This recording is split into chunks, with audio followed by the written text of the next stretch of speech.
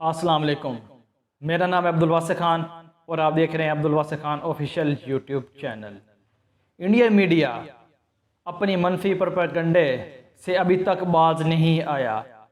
افغانستان کے حوالے سے انڈین میڈیا میں بہت ٹائم سے یہ منفی پروپیگنڈا چلایا گیا کہ ملا عبدالغنی برادرز اور حقانی خاندان کے درمیان شدید بحث ہوئی ہے، اور اس حملے میں اور اس جھڑپ میں ملا عبدالغنی برادرز زخمی ہو کر قندھار چلے گئے ہیں۔ تو انڈین میڈیا نے یہ انٹرنیشنل میڈیا اور افغانستان کی عوام میں ایک قسم کی بے چینی پیدا کرنے کے لیے یہ خبر پھیلائی کہ افغانستان میں یہ صورتحال ہے اور ان دونوں کے عبوری وزیر اعظم اور جو ان کے بنائے گئے تھے کمیٹی، ان میں اختلافات پائے جاتے ہیں۔ انڈین میڈیا کی جانب سے یہ خبر پھیلائی گئی کہ عبدالغنی برادرز اور حقانی خاندان کے درمیان یہ لڑائی ہے کہ اب ملا عبدالغنی برادرز یہ کہتے ہیں، ان کا موقف یہ ہے کہ افغانستان میں طالبان اس وجہ سے حکومت میں آئے، اس وجہ سے اپنی حکومت بنانے میں کامیاب ہوئے کیونکہ یہ ان کی قطر دوحہ میں سفارتی کامیابی ہے بقول انڈین میڈیا۔ اور حقانی خاندان، حقانی گروپ کا یہ موقف ہے کہ افغانستان میں نے یہ ہتھیاروں سے انہوں نے اپنی جہاز سے یہ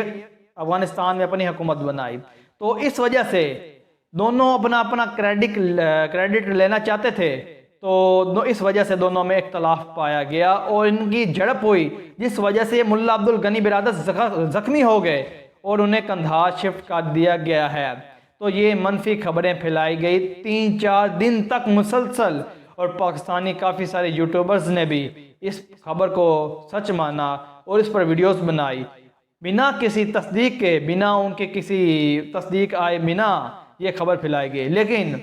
آج ملا عبدالغنی برادرز نے اس خبر کی تصدیق نہیں کی، اس خبر کو مسترد کر دیا ہے اور کہا ہے کہ ہماری کسی قسم کی کوئی جھڑپ نہیں ہوئی۔ ملا عبدالغنی برادرز کی جانب سے یہ بیان سامنے آیا ہے۔ افغانستان کے قائم مقام نائب وزیر اعظم ملا عبدالغنی برادر نے اپنے زخمی ہونے سے متعلق گردش کرتی خبروں کو جھوٹا قرار دیا ہے اور یہ واضح کیا ہے کہ طالبان کے صفوں میں مکمل اتحاد ہے۔ طالبان رہنماؤں کے مابین تنازع کی اطلاعات تھیں جن میں ملا عبدالغنی برادرز اور حقانی نیٹ ورکس کے تعلق رکھنے والے اہم رہنماؤں کے درمیان اختلافات کی خبریں بھی سامنے آئی تھی، لیکن انہوں نے کہا یہ تمام خبریں جھوٹی ہیں، یہ افغانستان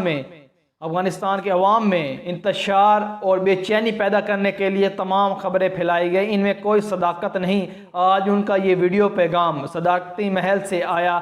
جسے پوری دنیا میں بتایا گیا، اور یہ اس بات کو ملا عبدالغنی نے یہ موقف اختیار کیا کہ نیٹ ورک ایشو کی وجہ سے میں اپنا کسی قسم کا بیان نہ دے پایا کیونکہ یہاں نیٹ ورکس کا مسئلہ ہے۔ تو انڈین میڈیا کو شرم آنی چاہیے کہ وہ کس طرح ہر دفعہ منہ کے بل گیرا ہے لیکن اپنے منفی پروپیگنڈے سے باز نہ آیا، اور اس خبر پر بھی انہوں نے بے جہاز شور مچایا کہ افغانستان میں ان دونوں میں اختلافات ہو گئے ہیں اور دونوں اپنا اپنا کریڈٹ لینا چاہتے ہیں، جس پر ملا عبدالغنی برادرز نے مسترد کیا ہے اور انڈین میڈیا کو انتباہ کی ہے، انہیں سختی سے رد عمل میں یہ کہا ہے کہ یہ تمام جو جھوٹے خبریں پھیلا رہے ہیں یہ باز آ جائیں ورنہ ہم ان کے خلاف ایکشن لیں گے۔ تو انہوں نے یہ واضح طور پر انڈین میڈیا کے لیے خصوصاً پیغام تھا جو انہوں نے دیا ہے ملا عبدالغنی برادر جو نائب وزیر اعظم ہیں افغانستان کے۔ دوسری جانب ایران نے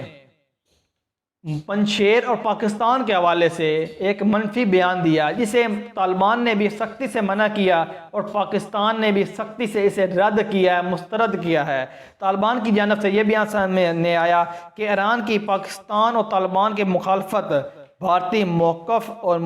مودی سفارتکاری کی جیت ہے۔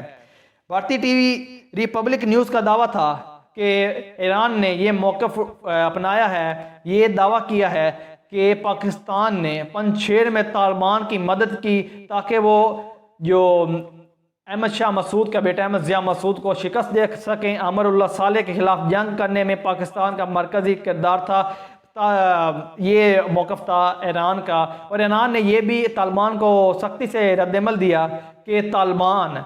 شیعہ ہزارہ اور جو دوسرے تمام مسالک اور تمام قبائلی جو ان کے گروہ ہیں انہیں حکومت میں شامل کریں۔ یہ ایران کا موقف تھا، کیونکہ ایران چاہتا ہے اور ایران کو یہ مسائل درپیش ہیں کہ شہید ہزارہ برادری کو طالبان اب پھر 2000 کی طرح یا جو پہلے طالبان جس طرح حکومت میں آئے اب بھی انہیں ایسے حالات کا سامنا کرنا پڑ سکتا ہے، یا ان پر ظلم ہو سکتا ہے، یا ان پر حملے ہو سکتے ہیں۔ اس وجہ سے ایران نے طالبان کو یہ پیغام دیا تھا کہ تمام مسالک، تمام گروہوں کو اس حکومت میں شامل کیا جائے، اور ملا عبدالغنی برادر نے بھی یہی کہا کہ ہمارا یہی موقف ہے اور ہم بھی یہی چاہتے ہیں کہ تمام مسالک، تمام قبائل کے لوگوں کو اس میں شامل کیا جائے، یہ ہمارا دوحہ میں معاہدہ ہوا ہے۔ تو ملا عبدالغنی برادر اس پر واضح طور پر ایران کو یہ موقف دیا ہے کہ آپ پریشان نہ ہو، یہ ہمارے اندرونی مسائل ہیں اور ہم اس کو حل کر لیں گے۔ الگ ایران اور سعودی عرب دنیا بھر میں اینٹی گروپ کے طور پر جانے جاتے ہیں، عراق ہو، شام ہو، لیبیا ہو، یمن ہو، سعودی عرب ایران کی ہمیشہ یہ کوشش رہی ہے کہ دونوں ان تمام ممالک میں ایک مضبوط اپنا اتحاد بنائیں یا اپنے گروہ کو مضبوط کریں تاکہ وہ ان کے سپورٹ کر سکیں۔ تو افغانستان میں چونکہ سعودی عرب یا دوسرے مسالک کے زیادہ کنٹرول ہے تو ایران چاہتا ہے کہ ان کا بھی کنٹرول آئے وہاں پر، تو اس وجہ سے وہ اس طرح کے رد عمل دے رہے ہیں۔ ایران نے بھی یہ بھارتی موقف اپنایا اس بیانیے پر، پنجشیر کے معاملے پر۔ پاکستان نے سختی سے مسترد کیا یہ بیان ایران کا۔ تو افغانستان کی جانب سے جو امریکہ نے امداد کی ہے افغانستان کی، تو افغانستان کے طالبان کی حکومت نے جو ذبیح اللہ مجاہد ترجمان انہوں نے اسے مسترد کیا ہے، اور انہوں نے کہا ہے کہ امریکہ افغانستان کے لیے 64 ملین ڈالر کی امداد کے بجائے ہمیں ہمارے ملک کے 10 بلین ڈالر اور 22 ٹن سونے کے منجمد کیے گئے اثاثے واپس کرے۔ ان کا یہ بیان تھا کہ جو امریکنز نے 10 بلین ڈالرز ہمارے افغانستان نیشنل بینک کے ضبط کیے ہیں اور جو سونا ضبط کیا ہے وہ ہمیں واپس کرے، نہ ہماری امداد کرے، نہ ہمیں کسی قسم کے چندے کی ضرورت ہے۔ طالبان نے یہ سختی سے ان کو منہ توڑ جواب دیا ہے کہ وہ ہماری امداد نہ کرے بلکہ ہمارے جو پیسے انہوں نے ضبط کیے ہیں وہ واپس کرے۔ طالبان یہی چاہتے ہیں کہ اب صرف افغانستان میں طالبان کی اسلامی شریعت نافذ ہوگا۔ وہ ان کا سخت موقف رہا ہے شروع سے بھی، اور اب بھی ان کا یہی موقف ہے کہ اب افغانستان میں اسلامی حکومت ہوگی۔ لیکن پوری دنیا کو، یورپی یونین کو بھی یہ خدشات ہیں کہ شاید طالبان خواتین کے حقوق انہیں نہ دیں، لیکن طالبان نے یہ واضح طور پر بیان دے دیا ہے کہ ہم تمام لوگوں کو، تمام مسالک کو، خواتین کو حکومت میں رول دیں گے، ان کی خدمات لیں گے اور انہیں حکومت میں شامل کریں گے۔ تو انہوں نے اس بات کی تصدیق کی ہے اور دنیا کو کہا ہے کہ آپ ہمیں تسلیم کریں، ہمیں موقع دیں، ہم بدل چکے ہیں۔ تو اور اسی وجہ سے وہ خواتین کو حقوق دینا چاہ رہے ہیں تمام حکومت میں بھی اپنی۔ تو ایک فائنینشل ٹائمز میں ایک آرٹیکل رپورٹ شائع ہوئی ہے جس کے مطابق امریکہ اور یورپ کے راستے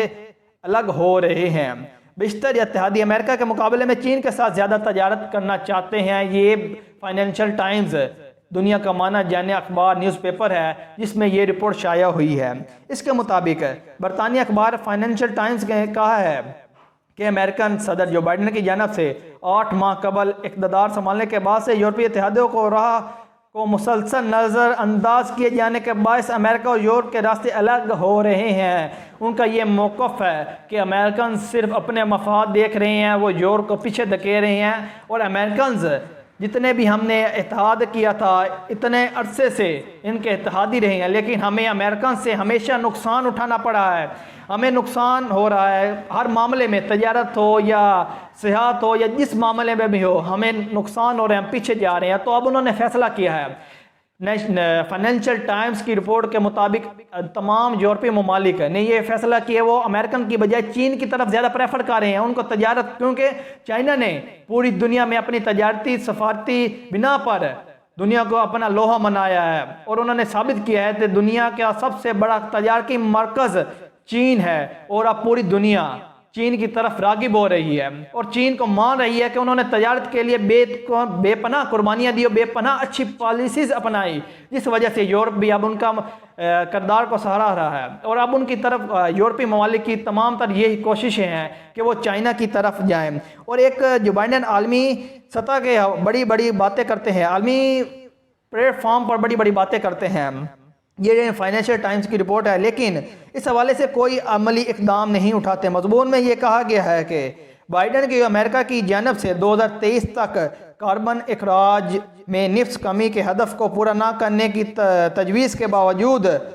رستم ظریفی یہ ہے کہ بائیڈن کے آب و ہوا کے ایلچی جان کیری دنیا بھر کے ممالک کے دورے کر رہے ہیں، حالانکہ انہوں نے یہ نصف عمل درآمد نہیں کیا اپنے موقف پر کہ وہ 50% 2030 تک کمی لائیں گے کاربن ہوا کے حوالے سے، لیکن انہوں نے اس پر کوئی عمل درآمد نہیں کیا، اور یورپی ممالک اس پر سخت ناراض ہیں، جو انہوں نے افغانستان میں، یمن میں، عراق میں تمام جنگیں ہاری ہیں 1945 جاپان کے